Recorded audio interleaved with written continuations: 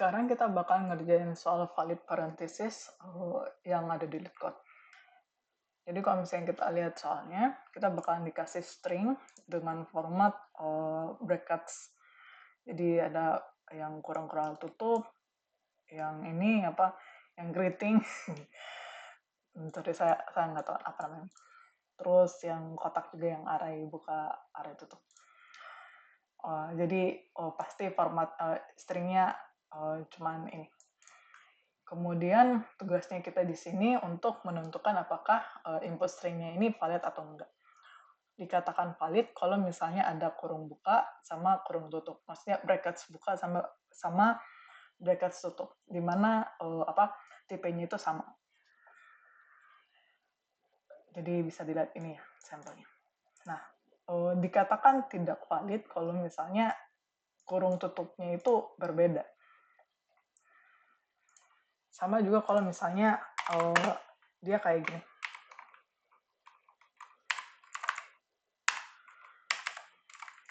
Nah, ini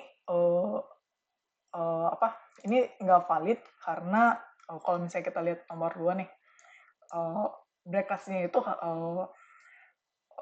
harus ditutup sesuai dengan ordernya. Jadi kalau misalnya ini buka, jadi ini harus ditutup dengan yang sama. Beda ceritanya kalau misalnya kayak gini. Nah, ini kan buka, tutup sudah. Terus buka, di sini tutup, ini valid.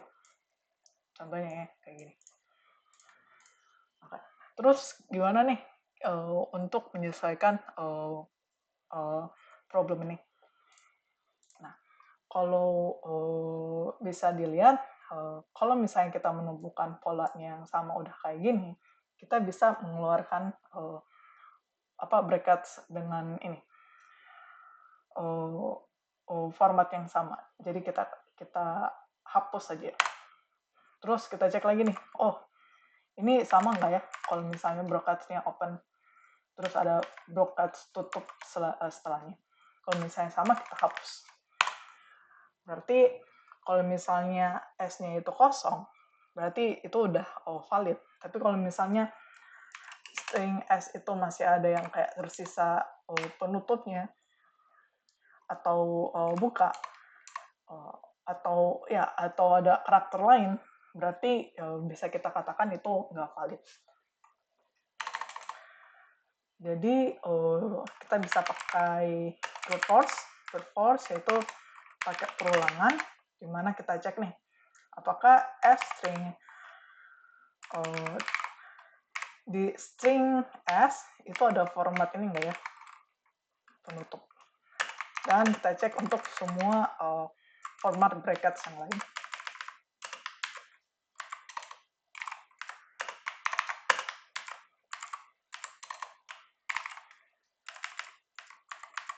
Ini, aduh salah nih.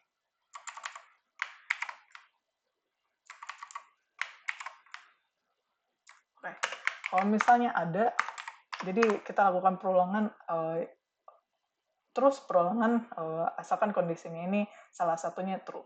Kalau misalnya iya, kita ubah nih value-nya. Jadi pakai s.replace. Dimana kalau formatnya ada, kita hapus. Atau ya, kita hapus atau kita ubah jadi string kosong. Dan ini berlaku untuk format brackets yang lain.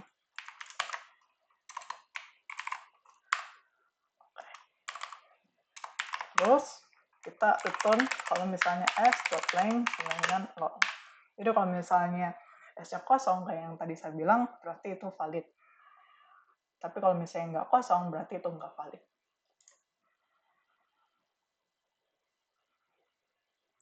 Oke, benar ya. Terus gimana nih kalau misalnya saya mau nggak pakai ini, nggak pakai cara ini atau cara yang lain? Nah, kita bisa pakai cara stack. Maksudnya ini ya, pakai stack untuk menampung ini nilai brackets tutup.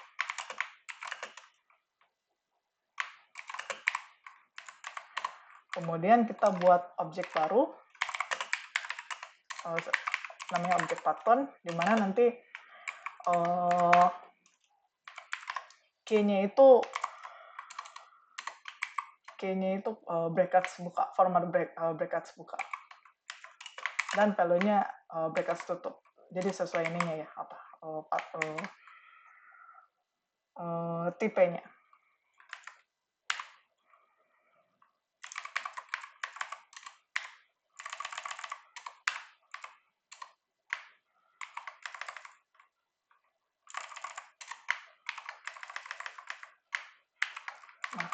Objek button ini gunanya apa? Supaya kalau misalnya kita cek nih, kalau misalnya karakter kita cek setiap karakter. Kalau misalnya karakter yang sekarang itu adalah pembuka, berarti kita masukkan value-nya ini ke dalam stack. Terus kalau misalnya kita cek lagi, kalau misalnya karakter yang sekarang itu sama dengan stack yang terakhir masuk, itu berarti kita kayak yang carian tadi kita hapus. Jadi stack ini adalah penentu. Jadi kalau misalnya stack.length-nya ini kosong, berarti itu valid. Tapi kalau misalnya stack.length-nya itu nggak kosong, berarti udah dipastikan itu udah nggak valid ini parenthesnya.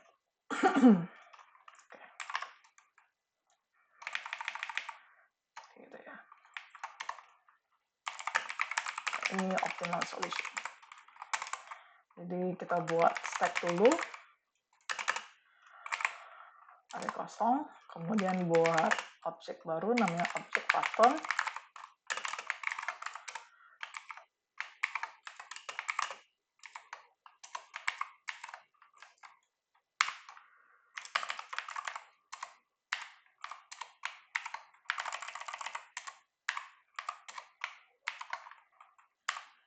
Kemudian kita buat looping.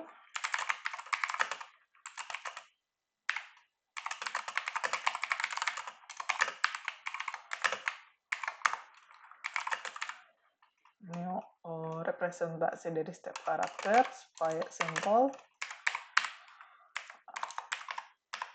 Nah, kita cek nih, kalau misalnya objek button, kalau misalnya ini karakter yang sekarang itu adalah kurung brackets open, berarti kita bisa masukkan value objek di button itu ke dalam stack.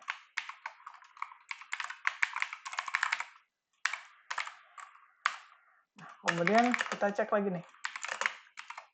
Kalau misalnya stack.length itu lebih dari 0, dan karakter yang sekarang adalah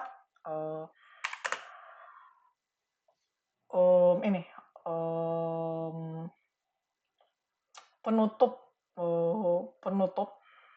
itu sama dengan stack yang terakhir kali dimasukkan di stack.length dikurang 1. Berarti kita ini hapus value yang yang terakhir kali dimasukkan. Jadi stack.pop. Lalu kalau misalnya kedua kondisi ini nggak masuk, lalu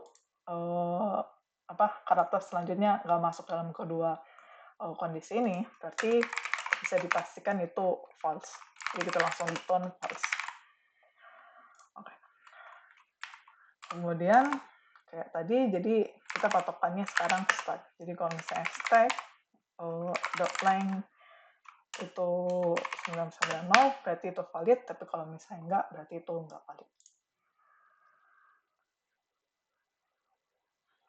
Terakhir ya, jadi kalau misalnya kita submit, nah, ini. Jadi solusi ini lebih complexity-nya lebih bagus dari solusi yang sebelumnya.